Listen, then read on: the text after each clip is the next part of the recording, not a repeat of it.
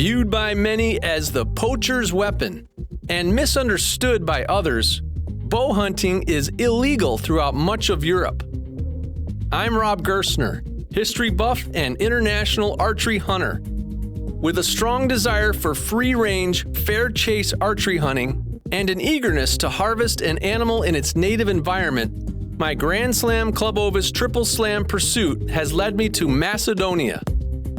I'm fortunate enough to have secured a one-of-a-kind archery permit for Balkan Chamois. If successful, I will be the only modern bow hunter on record in this small Eastern European country.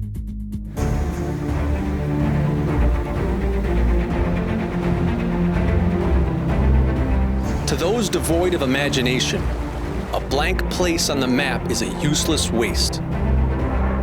To others, the most valuable part. At the edge of civilization exists a place few have heard of and hardly any have been. A place where life is harder. Time moves a little slower. And nights are darker. Crossing this threshold is a step back in time. History abounds and the culture rich. I'm Rob Gerstner, and as a global hunter, I travel the world in search of these blank places. And every destination has shown me that the void on the map is in reality full of amazing things. My pursuits take me to the farthest reaches of the earth in search of some of the most challenging high mountain species. And as if the rugged terrain and unpredictable weather weren't enough, I've upped the ante with a free-range, fair chase, archery-only standard. And this is just the beginning, driven by a passion for wildlife conservation and a fascination with history. These hunts take me on an adventure few could ever imagine. For me, hunting isn't a sport or hobby.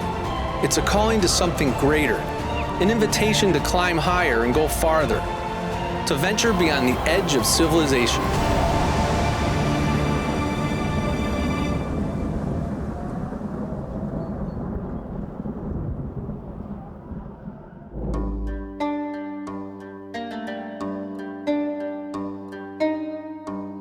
This is Skopje, the capital city of modern-day Macedonia. Statues and historical markers here and elsewhere throughout the country are constant reminders of the long and storied past of the Balkan Peninsula. 4 of the world's greatest ancient empires held reign in this region, including the grandiose Macedonian Empire, under the rule of Philip II and continued by Alexander the Great. The small coastal kingdom of Macedon became the most powerful and largest empire of its time, stretching from the Balkans in the west to modern-day Pakistan in the east. The conquests of Alexander the Great facilitated the spread of Greek culture and language, allowing for advances in both the arts and sciences. With Alexander's death in 323 BC, the empire began a downward spiral that ended with Roman conquest 150 years later. Wanting to dive more into the rich history of this land, I meet up with historian and tour guide Clement. We are here at the square, the central area of Ohrid. Well established since at least the 4th century BC, Ohrid is believed to be one of the longest continuously inhabited cities in the world. Built around 200 BC, the ancient theater of Ohrid is one of the oldest existing sites in the city. When the Romans conquered the Macedonian Empire, this theater and many others like it were turned into spectacles of human blood sport. Many early Christians were killed here, executed, eaten alive by the wild beasts. This was a place of a bloody past. For nearly 300 years, Christians were brutally tortured and killed. The conversion of Emperor Constantine to Christianity led to the prohibition of gladiator fights and greater religious tolerance.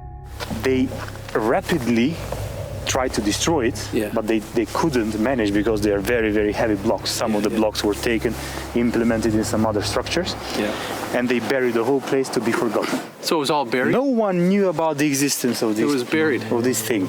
It was buried. Wow.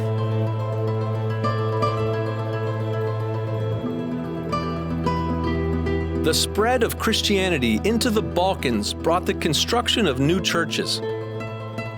Built on the location of what some historians believed to be a pagan ritual site, the Church of St. Sophia has stood firm since the 11th century. The first church was built by Samuel, and when the Byzantines, when they took over the jurisdiction, they destroyed the church of Samuel, and on the fundaments of that church, they built this one. It was built in the period between 1036 and 1056. It was finished, completed 2 years after the division of the Holy Church into Roman Catholic and Eastern Orthodox, and this belonged to the Orthodox world. By the end of the 14th century, the Balkan Peninsula was under rule of the Islamic Ottoman Empire. A short time later, St. Sophia was converted into a mosque and remained so until the fall of the Ottomans in the 1920s. In 1991, the Republic of Macedonia officially declared independence from Yugoslavia.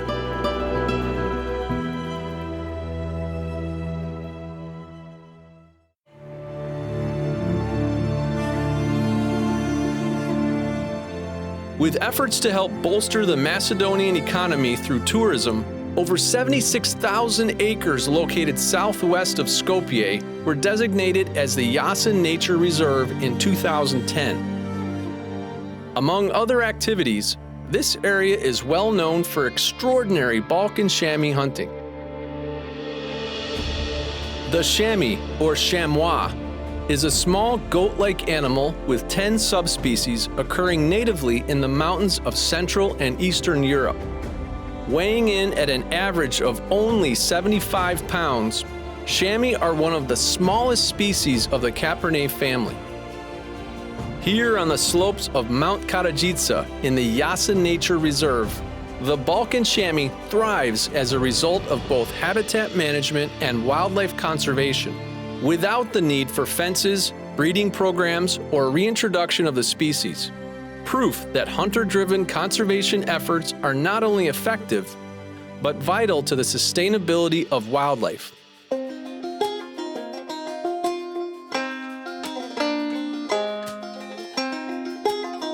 We're in this lodge up here in the side of the mountain. It's just beautiful. This is not what I expected. I figured it would be a little bit more flat and rolling hills, but this is perfect. This is gonna be great. It's gonna be awesome. Home sweet home for the next 8 days. Right?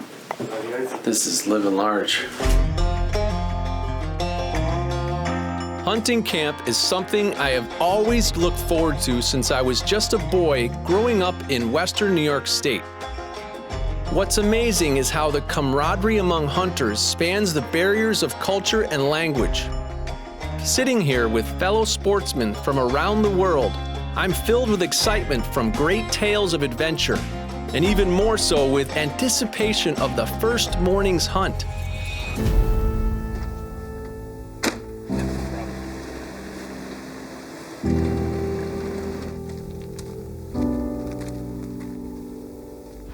As the first modern bow hunter in Macedonia, I have a little trepidation about the hunt, especially after my experiences in Azerbaijan. Neither of my guides have any exposure with archery hunting, and that could spell disaster. The hunt has barely begun, and I can already tell that the gamekeeper, Vasco, is tuned in. He's paying attention to the wind, moving slowly, and carefully leading us to prime locations for getting in range of a chamois. Vasco is responsible for the forestry and wildlife management of Yasin, and is a vital part of the conservation efforts here. Not only does he know every crevice of this mountain, he also knows where the animals congregate and is tasked with ensuring only mature individuals are harvested. This bush green tree. Tento finale. Maybe it's a group there. Along with Vasco is our guide and translator, Blagoj. Even keeled and inexcitable, Blagoj is a wealth of knowledge, and he too appears to understand archery hunting tactics. We're almost doing the same like when the client came with his wife, you know. Yeah, this terrain in particular is very good for bow hunting. My opinion so far is this is a great opportunity for bow hunting.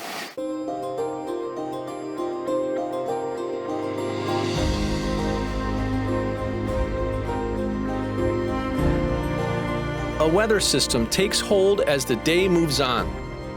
Fog and light rain make it difficult to find any chamois in these mountains.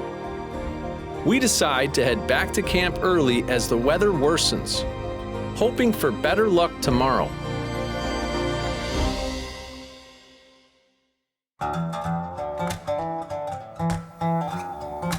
It's so nice that everything's dry. Not exactly the normal mountain hunt, but it is a pleasure to have for sure. We've taken over this lodge. This whole room is our drying room. What a difference it makes though, versus getting started with everything soaking wet.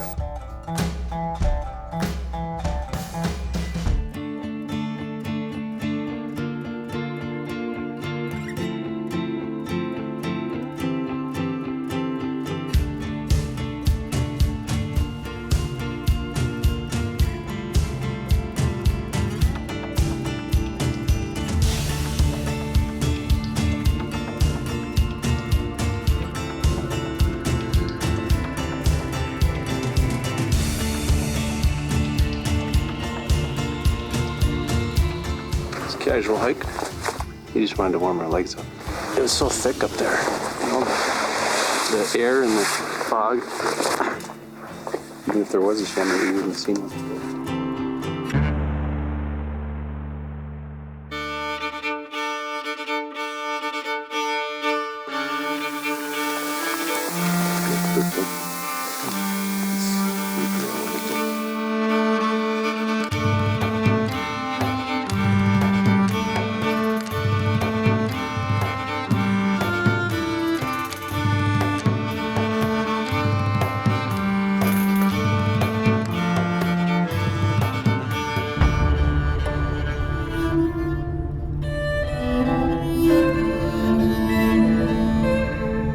We quietly watch from a distance for the next 2 hours.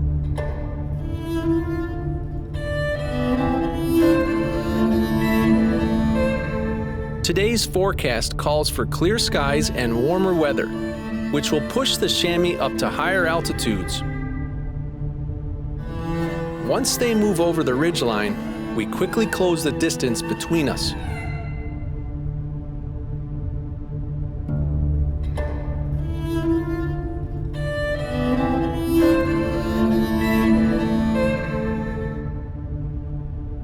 It's dead quiet out here. There's no wind. To get in close is a pretty challenging thing to do. When we crested up here, we had him at 93 yards right on that ridge over there, but there's no way I'm going to shoot at a chamois at 93 yards.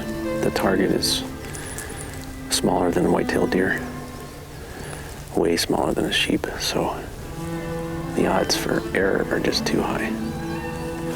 So there's chamois everywhere. There's tracks everywhere. There's just unbelievable terrain up here. This is their living room, their bedroom. This is where they hang out, so we're in the right spot. It's 10:30. We got the rest of the day in front of us still, so I'm optimistic. Definitely not at all disappointed. This is so far going really good, so just gotta keep going and be patient. We carefully ease out, trying not to spook these chamois. Our goal is to circle around them on the backside of the mountain with the hope of getting in close enough for a shot. It's so quiet. We gotta make sure they don't bust the other line. Just take our time.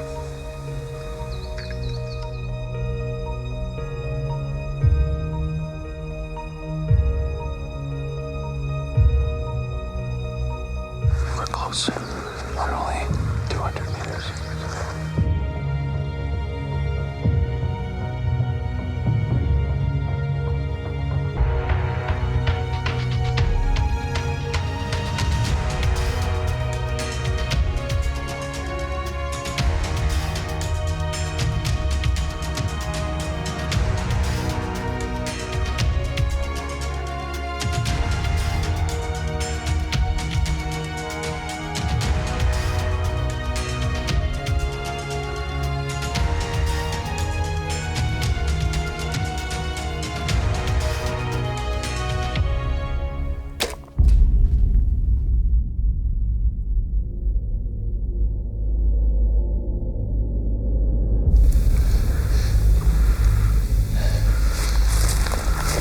He was standing, like, right here was his track.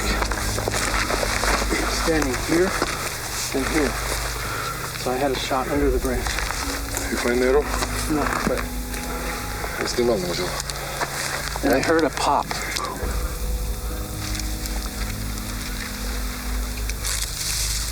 That was the pop, the branch, not the beast. I just cut the branch. It's better than wounding him. It's a bit of a relief.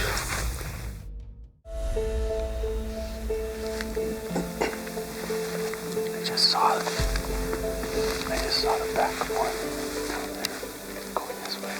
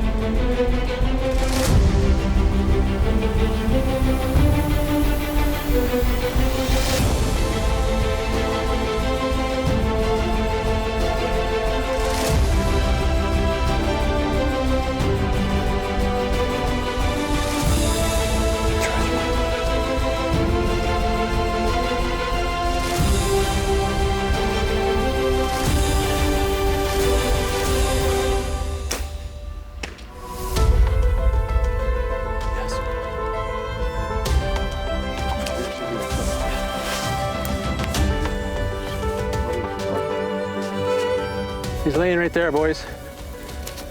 He's right there. Yeah. Finished. Finito. Thank you. Follow. Congratulations. Thank you. Bravo. Oh, that makes me feel so good. Jeez. That's the gratification of all the hard work. It's so much better than with a gun. I'm kind of overwhelmed with appreciation for being able to be out here in these mountains and take an animal like this with a bow. But also to put a good shot on this animal like that is something really important to me. So I'm kind of awestruck at the moment to be able to sit here with this incredible creature way up here in the Karadžica Mountains. They're a beautiful animal.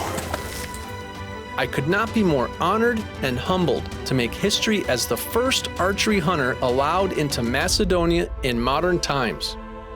To also harvest the first free-range Balkan chamois with a bow, and it simply cannot get any better than this. Never in my life have I seen an entire animal put in a backpack in one piece. That's awesome. That's the benefit of the tiny little chamois. You carry it out in one piece. Hunting is so much more than simply harvesting an animal. It's about the adventure and time spent outdoors, the dedication to tradition and conservation, and making new friends in new places. Yes, look at that, guys. Oh, that's the shot you want right there. Oh my God, that's a tiny heart too. Might be one of my best shots ever. Right, Mike? That's a beauty.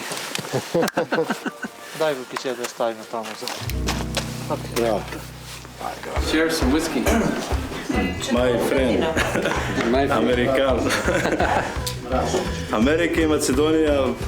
Yes. Yes. Yes. The future of bow hunting here with you. Cheers. Thank you. For the chamois. You champion. Good hunt. Thank you. Yes. Respect to the animal. Thank you.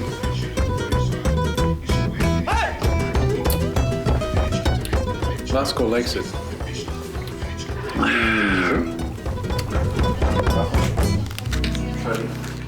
This is to celebrate the chamois. The good quality wood match with a good quality cigar. That's the way to smoke cigar. There you go. Perfect.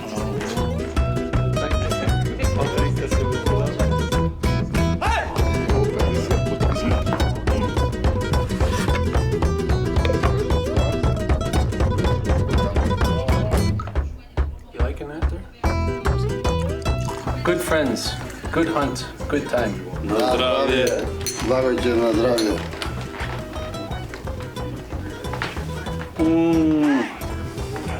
Beautiful. Beautiful.